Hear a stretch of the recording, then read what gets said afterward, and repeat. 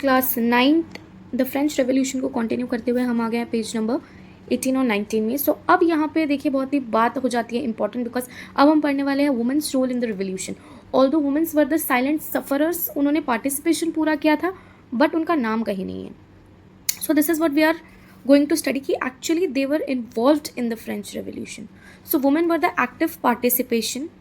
They have active participation. Most of the third state women worked for living. ज़्यादातर जो third state की women थी they worked for the living. Now they worked as seamstresses, मतलब जो basically सिलाई बुनाई, लोगों के घर काम करना, एलिट और third first and second state के अंडर वर्क करना, मेड की तरह काम करना, they use to sell vegetable fruits, vendor की तरह काम करना, they have done all sort of things to basically support their family. Now they did not have access to education और जॉब ट्रेनिंग. उस टाइम ना उनको एक्सेस थी job training की ना एजुकेशन की. सो उन्हें किसी भी तरह का रोल, किसी भी तरह की आइडेंटिटी उस टाइम नहीं दी गई थी.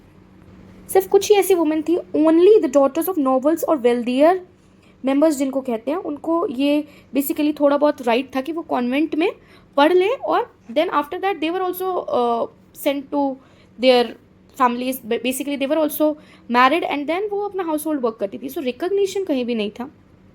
Also their wages were lower than man. अगर वो फार्म में काम करती है, किसी शॉप में काम करती है, उनके वेजेस ऑलरेडी मैन के कंपैरिजन में कम थी, जबकि वो काम कम नहीं करती थी, बट रिकग्निशन कहीं नहीं था.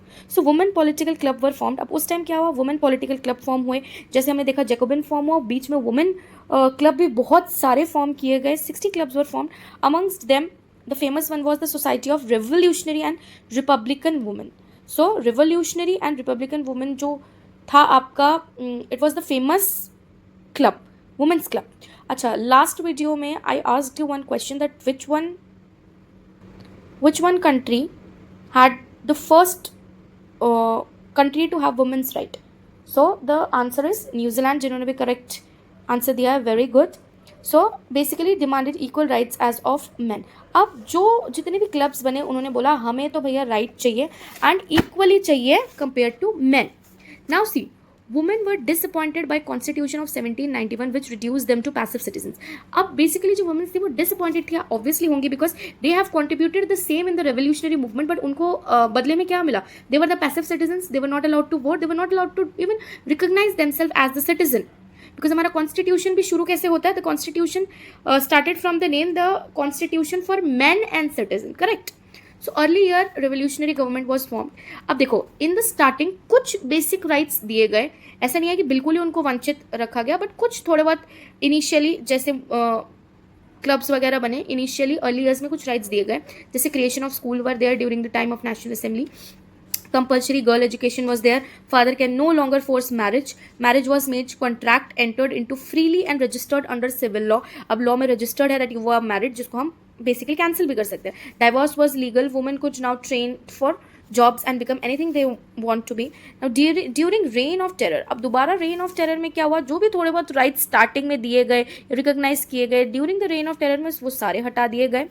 Now during reign of terror, women club were closed and famous prominent women were executed and arrested. अब देखिए यहाँ पे एक हम चीज़ पढ़ेंगे. There was a famous woman known as Olympe de Gouges.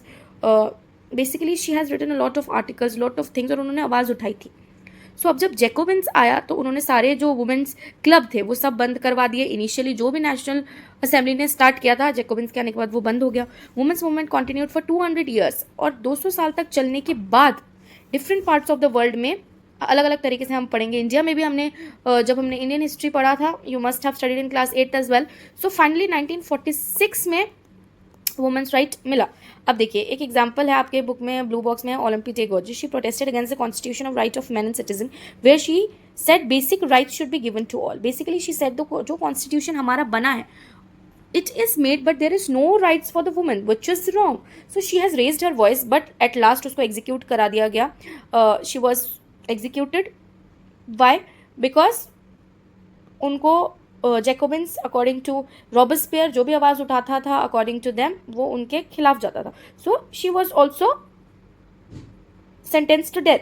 अब देखिए 1791 में Olympe de Gouges wrote declaration of rights of women and citizens. These are very important dates. She has written the declaration of, पहले हमारा था citizens and men, अब है women and citizen. It was written by Olympe de Gouges. In 1793, she criticized the Jacobin government for forcibly closing down women clubs. Basically, she criticized the Jacobin government for, as I told you, forcibly closing the women clubs. 93 National Convention charged her with treason. Soon she was executed. So उसको at last, जैसे कि मैंने बोला, execute कर दिया गया. Why? Because उन्होंने अपनी voice raise की थी. अब देखो convention क्या था, newly elected assembly, जो कि हमने पढ़ा भी था, जो new national assembly form हुई. So this was the short period of time हमने स्टोरीज पढ़ ली, बट बीच बीच में जो इवेंट हुए जो कि रिकॉग्नाइज नहीं किए गए, but as it is important to recognise some of the event, so we have done it.